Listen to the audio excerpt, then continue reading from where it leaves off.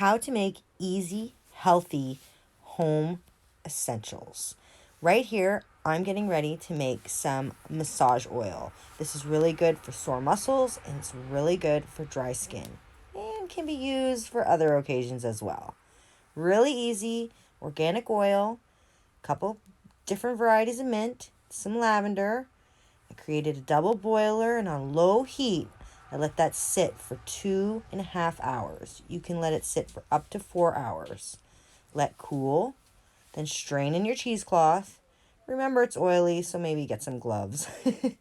Squeeze it out, then fill up your jars, whatever you're using.